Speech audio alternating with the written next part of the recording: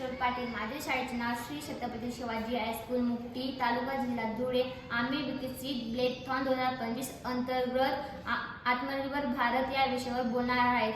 यासाठी कचऱ्याचे वर्गीकरण केले आहे, जसे की ओला कचरा, सुका कचरा, इलेक्ट्रॉनिक कचरा. ई कचरा यानी की इलेक्ट्रॉनिक कचरा दैनंदिन जीवनात वापरता येणाऱ्या इलेक्ट्रॉनिक वस्तू जसे की टीव्ही, फ्रीज, घड्याळ हे खराब होऊ शकतात. ई कचरा पासून लघु किंवा मोठा उद्योग सुरू करता येईल. आत्मनिर्भर भारत होऊ शकतो. देशाच्या प्रगतीसाठी कचऱ्याचे विघटन टाकाऊपासून किंवा टिकाऊ वस्तू प्राप्त करू शकतो. स्थानिक बाजारपेठेमध्ये सहज विक्रीसाठी उपलब्ध करू शकतो. स्थानिक लोकांना रोजगार मिळू शकतो. विकसित भारत 2047 या संकल्पनेत मदत होईल.